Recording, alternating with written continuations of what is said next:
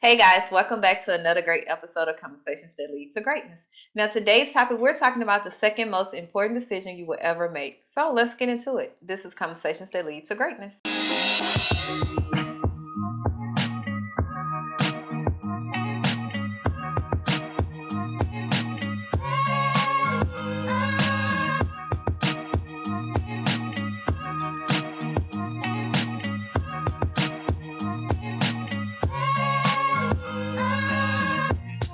My name is Akeisha Smith. And I'm Lester Smith. And welcome back to our marriage podcast, where we educate, motivate, and inspire you to break free of your limiting mindsets in marriage, faith, and finance that hinders your ability to create the life you desire. Now, today we're back with a marriage episode. Marriage. So we're talking love and marriage. No, it's love and the marriage. Where you We're was going going? together like a horse and carriage. This All right, I tell you, brother. Yeah. That took me back to my childhood, man. Oh Go my ahead. Was that Al Bundy? Yeah. Okay. Al Bundy and Peggy. Okay, yeah. So we're talking about the second most important decision you will ever make, and that is the partner you decide to marry. Okay? Yeah. So that's what we're talking about today. If this is your first time or you haven't got familiar with our episodes, we have been married for how many years, Poppy? 14 years. Boom! 14 years. A highly low 14. You know, that ain't nothing. Yeah. And we have almost came to divorce 3 times. Yeah. This final time was the changer. I guess was the game changer or something. How do you want to call it? Yeah. Was it was the eye opener. Yeah, it was the eye opener. And we started this podcast just to share our journey and to help other married couples that might be going through what we went through. Yeah. Okay. So let's get into this thing. Yeah. You ready, Poppy? Why not? The second most important decision you will ever make is the partner you choose. Why is that? First of all, let's start out with the first most important decision you will ever make in life. Let's go. The first most important decision you will ever make in life. What? I got a mic on my shirt. What you holding? Hey, I want to do the mic drop. Come on, man. The first most important decision you ever make in life is choosing Jesus Christ as your Lord and Savior. Yeah, that's the first most important. I'm gonna do the sound effect. But that's not what we're talking about today. I just wanted to let you know what that is, and this is a marriage topic, so we're on the marriage. But yeah, the second most important decision you will ever make is the partner you choose in life. And the reason why that is because the partner that you choose in life can confine you to complacency or catapult you into your greatness. Think about that. I need you to meditate on that. They can confine you to complacency or catapult you into your greatness. Yeah. And or destroy your destiny. No, listen. I'm just saying. You didn't need to add nothing on to that. I wanted to. I don't need my people confused. I don't need them confused, because if they catapult you into your greatness, you are going into your destiny. You are going. You in your destiny. Destroy. Well, confining you into complacency is destroying you from your destiny. But yeah. And I heard Nuri Muhammad say that, and that still holds true right now today. Because when he said that, I was like, man, it just had me I had to meditate on that. I'm like, bro, that's the truth. That's the truth. And yeah, what you got? And what you were saying? Oh, the reason why I say it's the second most important is because you are. It's not about what you say. It's what the truth is. Baby, can I speak what I speak? Can I speak freely? Okay, go. Okay, why I feel my opinion, because everyone has their own opinion and they are entitled to it, right? So my opinion is because you are coming together as one. So you're linking 2 lives together as one, and you're trying to build on that. Well, if you come from have different morals, different beliefs. Like you have so much difference in you. When you come together, it's going to clash. Yeah. So now that's going to leave one person doing their own thing and another person doing their own thing. That's why we have people that are in marriage and they still live single, right? Mm-hmm. You have a woman who won't be submissive, do what she want to do with her own money. Everything is 50-50. And then you have a man who do what he want to do, play video games. And you know what I'm saying? It's like we're married for the sake of law or covenant, but we're still doing our own things. We're not living and making decisions as a unit. Why you have to say play video games? I don't know. That's what I feel that what they do. Some people just play video games to unwind. That's as they but they still getting everything taken care of though. Some people play video games with their kids. Well, we ain't talking about them people. Like, what are you? Oh, okay. So I see what kind of episode this is. No, I'm just trying to see why you just chose video game. Why you just blatantly just said video games? Now the person that play video games and just do it to unwind and stuff, like he didn't tune out now. Well, if you do it to tune out, that means you need something you need to tune into, something you need to pay attention to. If you're doing it to decompress, then okay. Yeah. But last episode we did say that can be a distraction. It can. Okay. It can. So it can be a distraction if you only playing video games and you're not taking no kind of courses, you're not trying to better your life in any kind of way. We don't know what they're doing. Only they know. We're talking from in general. Yeah. Okay. I'm just trying to figure out. You just said video games. It's like that's just a bad thing. So, no. Yeah. Well, that's why I said because you are you're not on one accord. Okay. So you both have separate goals. She has her goal and he has his goal. And now if it's not the same goal, y'all are pulling apart. So now one person have to pull the wagon and another person, y'all can be pulling this wagon together to get where you're going faster. Okay. So that's why I say it's important because that person have to understand unity. That person have to understand servinghood. They have to understand the sacrifice. Yeah. They have to understand that because in a marriage it's not about you. It's not about what you can do for me, my feelings, how I feel, what I want. Yeah. It's about what can I do for you. Yeah. So you serving each other. And if each of y'all serving each other at your highest capacity, you're going to be successful. Yeah. That is the blueprint. You're going to be successful. A lot of people don't know that. I know, that's why I said. Yeah, a lot of people don't know that. They don't know that you put here to serve. You're put here by yourself, but not for yourself. Think about that. Anything that you do on a daily basis is gonna be tied to serving others. And if you're not serving others, you're going to feel unfulfilled. You're going to feel left out. You're not going to feel right. Just think about all the people that retire and they be by themselves. A lot of them die immediately because they stopped serving. Now, if they was to retire and then start serving, they probably will live a whole lot longer. Find out what their purpose is in life. Find out what God has for them, and start doing that. They live a whole lot longer because they have something to live for. But because they work 40, 50 years, just the same job, just serving their boss or whoever they're serving, they just don't. What you? No. Okay, that's because they stop serving, then they don't have nothing else to live for. But yeah, I definitely recommend that you find out what your why is in your marriage, and every day y'all work towards that. And what is the why? What is the why? We know what our why is. We know what our why is, and guess what? When we found the why out, then the whole relationship got better. It makes sense. It makes sense. It makes sense. Now you know why you need to get up every day. Okay, I'm not serving myself. I'm not worried about me. I'm worried about my wife, my kids, and my grandkids. Don't even have grandkids yet, but I'm worried about them. I'm worried about the future generations. So that's my reason for getting up. That's the why.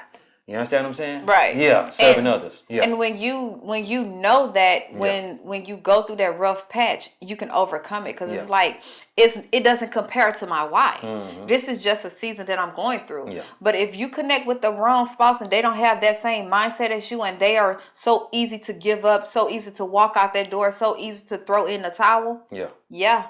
That's when the problem. Or even they might not know what the why is. Yeah. You may know what the why is, but they don't know what it is. You ain't never sat down and talked to them about what the why is. You know what I mean? Yeah. And if you don't know what your why is, I recommend that you keep asking why.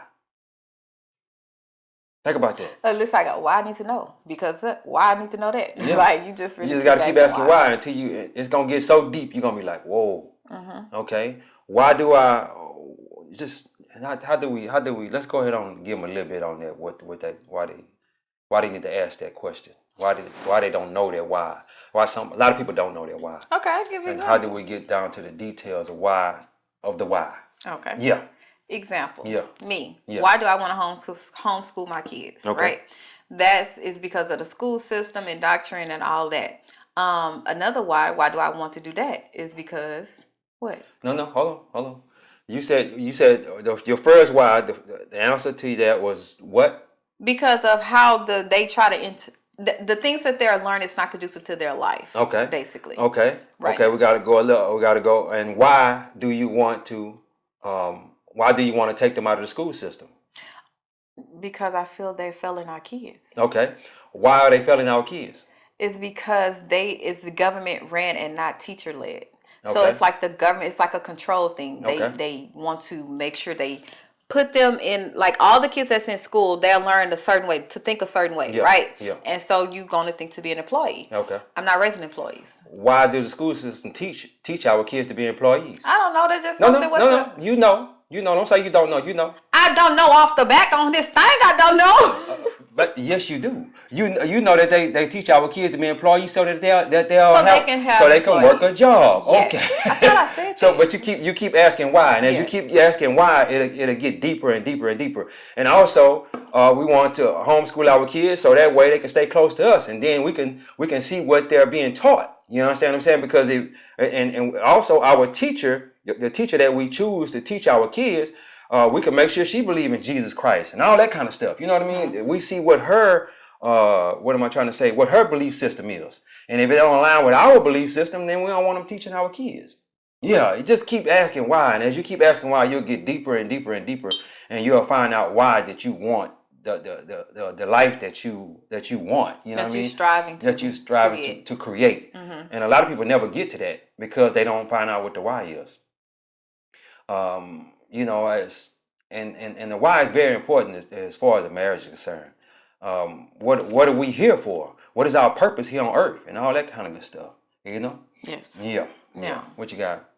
Why? Yeah. You must choose the correct spouse. Yeah. Why? Exactly why. Mm-hmm. Why making this decision is so important to your future? Yeah.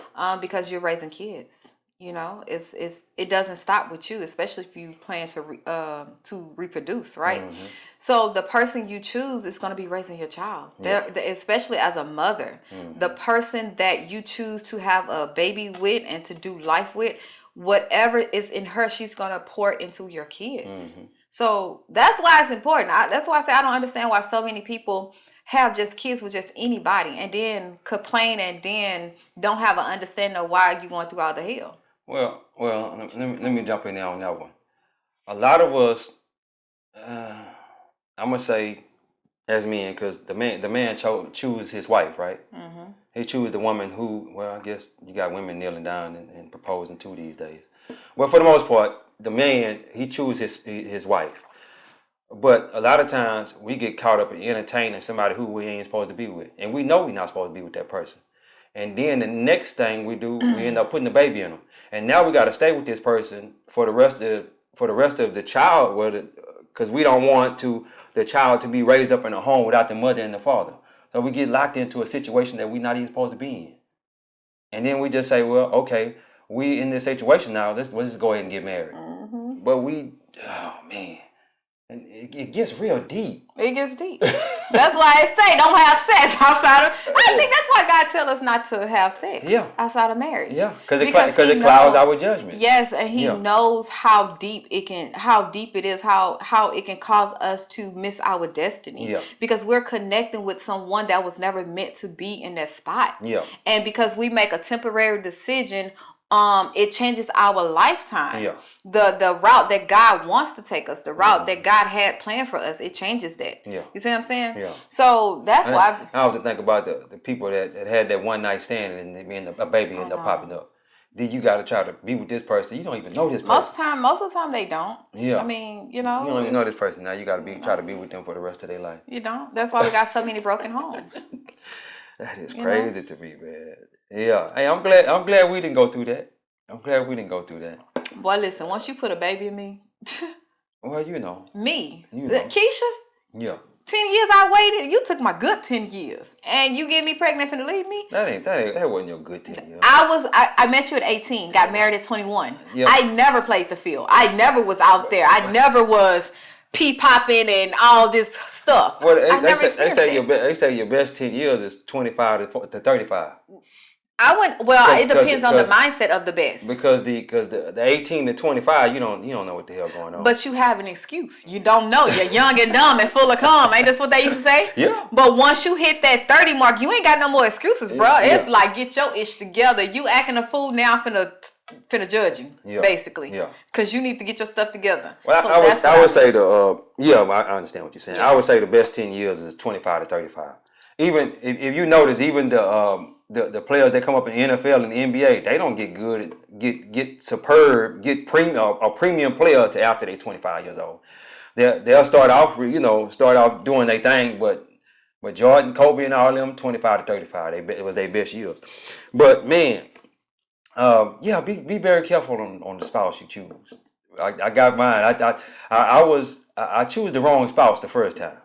This is my second wife. I choose the wrong spouse the first time, and we were playing those kiddie games, and that goes back to what I was saying about the ages of 18 to 25. I don't know what the hell we was doing. 18 to 25. We got married at 19 years old though. We didn't know what the hell we was doing, and she wanted to play those kiddie games, and I ended up being a product of playing those games, and it was like a whirlwind. Like I chose the wrong spouse. I literally did. But I choose that spouse, and it got me to the spouse that I was supposed to be at. You understand what I'm saying? Even because this spouse wasn't ready yet. You understand? I wasn't of age. Yeah, she wasn't of age yet. She wasn't of age yet. Look. Peek this out. I was what you was? You was 18. Yes. And I was 27. 27. No, 26. I was 26. She was 18. Okay. I got married at 19. So at 19, she wasn't of age. You understand what I'm saying? So yeah. So she wasn't of age. So I had to. So basically, the first spouse was a time waster. Basically, what I'm trying to say, it was just something just going through the motions. And then we ended up getting married when I was 29. Mm-hmm. Yeah, we got married when I was 29, and you was 21. 21. So I had to wait for my actual spouse. You understand what I'm saying? But if I'd have talked to God, I'm guessing if I'd have talked to God and said, God, send me my spouse, he would have had me in the waiting process till she came of age. Yeah. And then we would have went on and got married. What you think about that? Yeah. I think that's the most important one, especially when you know you are meant to be a husband or meant to be a wife, and that was, that's something, a desire that God placed in your heart. Yeah. You have to go through a waiting season. Mm-hmm. And that waiting season is like that hidden season. Yeah. You're being hid, right? Yeah. But it's not people just overlooking you. You're being hid on purpose until God prepare your spouse. Exactly. I think that's why we can't despise the waiting season. Mm-hmm. We can't despise people not approaching us. Yeah. Like, we can't despise that, because you should be grateful and thankful that God is hitting you from the foolishness, so you can't connect and won't connect with all these destiny destroyers. That's what I like to call them. Because it destroys your destiny. Yeah. Like, for real. Like, I even look back, when I was thinking about this episode, I even look back to my love, my one of my persons I thought I was going to marry, right? Teen, right? And I even was like, man, when you're in it, you're like, man, we're going to get married, we're going to have a baby, we're going to have this type of life, all this stuff. And when I look back, I thank God for cutting that relationship off, because where the destiny that God put in me now was not the same destiny that I was going to get. Yeah. Because after we broke up, I seen all, you get the stuff, the scales off your eyes. Yeah. And I was like, oh, thank you, God, I didn't have a baby by him. I did. You know what I'm saying? You start thanking God for the things he kept you from. You know the crazy part about it? As I sit back and I look at that, you are my destiny partner. I know that. I'm talking to the people. Oh. you are my destiny partner. Let me tell you why I know that. Confidence. Because the last female I was with, she had 3 kids, correct? She had 3 kids. See. That was in between my first wife and my second wife. She had 3 kids. We didn't get married, okay? Or we were just boyfriend and girlfriend, okay? She burnt me from ever getting with another woman with kids, okay? All right? Me, I wasn't finna accept another woman with kids. So if she would have had a baby, me and her wouldn't be together. So the Lord took that baby, You understand what I'm saying? Took that baby, and then that way me and you could be together. Because I wasn't gonna step another woman with kids. I said in my mind, I tried this woman with kids. She had kids, which I already said that I wasn't gonna get a woman with kids. You understand what I'm saying? And that just lets you know that this was definitely predestined. Well, that just still too, because when you say a woman with kids, not to say that women with kids would never find a husband. No. I'm just let me say what I say. All right. The thing that I feel that he overlooked was how many baby fathers she had compared to the kids. Well, that's neither here nor there. No, but what I'm saying is, when you say you would never get with a person, it's a lot of men think like that, right? Not knowing that if say for instance, I was married once before, right? We married. Okay. If we wasn't, I'm not gonna use us, but somebody was married once before, right? Yeah. Had 3 kids in their marriage, then got a divorce. Now she's still single, but the same dad is one dad to all. That's not to say that she's still not a good woman. That she's, you know what I'm saying? Yeah. It was just she went through a situation and she only had. But if you have a woman that had 3, 4, 5, 6 different baby daddies, you see what I'm saying? You can look at that and be like, you ain't a good judgment of character. Yeah. So that's what I mean. So to compare, because it's almost like when guys say I will never date a woman with kids, but they got umpteen kids. It's like, who is the better judgment of character here? I just have to say that. Well, you know the thing about it is we can choose who we want as a spouse. You definitely can. But and my choice would be to have a woman without kids. So I would definitely, and that's what I got. Go ahead. Go ahead. Because you have the right to choose per se in your flesh. Okay. But how do you not know that is your destiny partner? You never know. So this is the thing. Yeah. No, you know when you connect it. Okay. So this is the thing. Yeah. So many times we're so superficial. Like when you say, I would never date a woman that's big boned. I would never date a woman that's dark. I would never date a dude that makes this amount of money. You see what I'm saying? That's the superficial thing, but you don't know what's in their heart. You don't know the grace that God put on their life to even deal with you. See what I'm saying? So that can be your destiny partner. But because you have already came around to the social norm of I'm not going to date somebody because it's not my preference, you miss out. Exactly. So that's why I say the second most important decision you're going to make is the partner you choose. Yeah. And you can't choose it based on your preference. You got to choose it on purpose. You got to choose it based on destiny, what God is telling you. That's what. Yeah. I'm glad you said that. Yeah, for real. Because at the end of the day, if I would have had a kid and I was still meant to be with you, you would have missed out on that, or maybe God would have had grace and we would have doubled back around. Yeah. But you would have missed out on that. See what I'm saying? Yeah, you're right. So you're right. I definitely would have missed out on it. Don't let your preference cause you to miss out on the person God has for you. Yeah. Yeah, I definitely would have missed out on it because you will. She burnt me. She burnt me for the woman with them kids. So I'm like, I can't do the woman with kids. So if she would have told me, hey, I got 1 or 2 kids, I'd be like, no, I'm out. And this is the thing. Yeah. You making a person pay for a decision you made because of, you know what I'm saying, what it cost you, right? That wouldn't have had nothing to do with me. Exactly. So it's but so many of us do that. We do that. Yeah. We do that because we got burnt in previous relationship. And we making another person pay for that. Yeah. It is like you seen the red signs. You got to take accountability. You seen the red signs there. Red flags. What I said? Red signs. Red signs. The red signs. The red sign is a stop sign. But you seen the red flags. You seen the red flags, right? Yeah. You have to take accountability and ownership in your part of ignoring it. And the person that do come into your life, that is a white slate. Like that is a clean slate until they show you otherwise. Yeah. You see what I'm saying? So, yeah. Yeah. Well, it's a whole lot of people miss out on their destiny partner and end up being with somebody for many years, and that wasn't even the person you're supposed to be with. You know, we see it all the time. That's just the truth. We do. And like I say, neither one of us was each other's type. No. So just imagine if I would have been like, because I only dated light skinned females. So just imagine if I would have said I only want a light skinned female, I would have missed out on my destiny partner. Yep. Even though we went through our trials and tribulations, but what couple don't go through trials and tribulations until they find out who they supposed to be as a person and who what we supposed to be doing in marriage which is serving one another and this and that. But until we found that out, then we wasn't able to serve each other to the capacity that we supposed to serve each other. I think it plays a role in finding out who you are, being confident in your ability of what you bring to the table. I love that you said that. I think that was our problem. Because that was the reason why I feel as though, because remember I used to be always saying, I just want to make you happy. I just want to make you happy, but you wasn't happy with yourself, so that way we couldn't be happy. Because I wasn't happy because you wasn't happy. Right. And then the only thing is, why did you even have that notion is I just want to make you happy? Yeah. You see what I'm saying? It goes... Because I was coming to serve. Yeah, but you was coming to serve, but it was more of an ego pride thing. I'm the man. This is what I'm supposed to do, and you need to be happy. Exactly. It was more of an ego and pride thing. I think that's when the struggle comes, when men come into the marriage with ego and pride, and we're trying to disguise it as being, this is a man. This is what a man does, right? And then you have a woman that come into a marriage is, I don't know what makes me happy. You need to make me happy. Me. You tell me what to do, right? Yeah. And we disguise that as being submissive, when actuality it's not. It's the woman. You don't know who you are, right? You don't know what you like. You don't know what you want. You can't even, if that man asks you, what's going to make you happy? What do you want? What can I do to make it better? You can't tell him. Yeah. And then on the flip side, if the man come into this marriage, that's ego and pride, because you based everything on what you do as a man. See what I'm saying? Yeah. So I hope that makes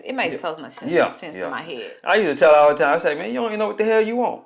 I didn't. I used to tell her that. I did. Like, man, you don't even know what the hell you want. How you gonna, And it used to burn me up. It used to burn me up. And I was like, man, come on, bro. Come on. This can't be that hard. But until she found out who she was as a person and started diving deeper into herself, then it opened up some doors. And then I think we need to do an episode on this too. What's that? Because of the age difference. Yeah. I think you think that age difference had a lot to do with it? I had just graduated high school. I didn't even, I didn't.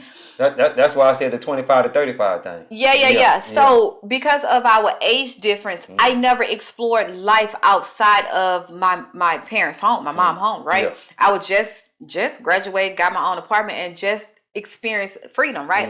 And then I got into a relationship with you. Yeah. So I didn't know that. So I think a lot of times when you have an age gap, especially when you're young and someone older, you have to give grace and understand that this person have not had that experience yet. They haven't had that encounter yet. So they don't know who they are. They don't know what they want because they haven't been through anything to define who they are. Yeah.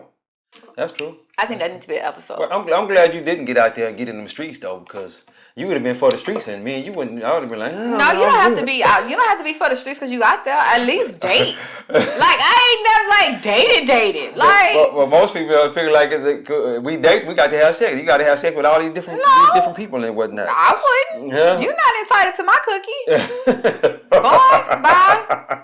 No. Yeah, it's a whole lot of them. After you've been through what I've been through, you ain't entitled to that cookie. Sorry. Praise the Lord. Praise the Lord. But I really did want to know, like, what would that be like? No, I'm glad you didn't find that. Because I didn't go to the club until you brought me into the club scene. Yeah. And y'all, they told me I was soulful because I didn't know how to dress like a club. You were soulful. They didn't tell you were soulful. My sister said that. Yeah. And because I didn't know how to dress. And I didn't tell you that till much later. I didn't tell you that right away. I know. But so I had to hook up with my homegirl so she can help me. We'll go out and pick our outfits. That was a bad combination. You hooked up with the wrong person. I mean, but she taught me how to dress. Yeah, she did. I was like, bro, but she taught you how to dress like a hoochie mama. We was at the club. In the hood. But you at the club with your husband who's DJing, so I'm actually working at the club. Were you my husband at the time? No, I don't think we weren't married. Was we? No. I think we was. No, when we first got to the club, no, we was not married. No, we wasn't. No. We got married, and then we still stayed at the club for a little while, and then we finally just branched out from the club scene. That wasn't never my thing. I was just doing it, just out of having something to do, basically. Even back then when I used to go to clubs, and she'll tell you now, somebody say they having a party at the club, I ain't going down there. I ain't going. We don't go down there. You know what I'm saying? I can count on one hand how many times I've been to the club. Outside of where we used to work. Yeah. I remember the time I came home. Yeah.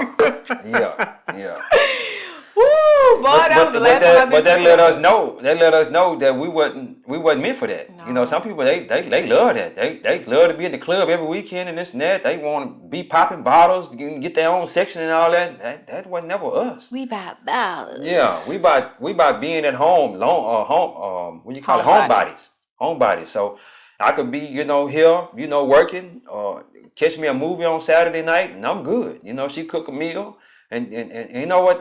That That makes a good combination. Mm-hmm. When you got one person that just wants to be out all the time and the other person just want to be at home, that's not a good combination. Nope. Y'all gonna bump heads. Yeah, y'all gonna bump heads. Because she gonna be mad because you got to go out every weekend. And this and that. But both of us being homebodies, that's a good combination. Yeah. Good combination. Yeah. So yeah, guys. I hope we said something throughout this long episode. It wasn't long. It's 30 minutes. You know what I'm saying? We only try to stay around 20, 25. Yeah. I can go on a little longer. I know you can. That will actually help you understand why the second most important decision you will make is the partner you choose to marry. Exactly. Because if we be biblical with it, you can't divorce just because y'all have irreconcilable differences. Exactly. Or y'all different. Only reason you can divorce is for sexual immorality. Sexual immorality, exactly. And it's one other thing. But that's it. The sexual immorality, or she gonna the wife or the husband gonna die. That's another thing. What's you got another one? It was something in the Old Testament. What did it say? I forgot. I don't remember nothing. It was Yeah. But yeah, guys. But yeah, Mom, I just want to let you know, if you watch this, Lester didn't. Lester didn't. You know. Lester ain't did nothing. The Lord did. I don't know. I think that was flesh. No, it wasn't no flesh. But yeah, praise the Lord to all of that. The world. There wasn't no flesh. There wasn't no flesh there. I don't even see how she could say that was fleshly. I love you, Mother. Okay. I'm pretty sure you don't know everything Mama did. I don't. And she ain't gonna tell you. But I'm not her mother. I'm her daughter, so I don't care. I want to know. But if my daughter, I would want to know. But yes, guys, take us home, babe. Yeah. Well, why you had to bring it back up though at the end? Because I just don't know, Mama. I don't understand that. You just wait till she come tell you about it. But anyway, guys, God is good. Life is good. When we look good, we feel good. We live in a life of abundance. Peace. Bye.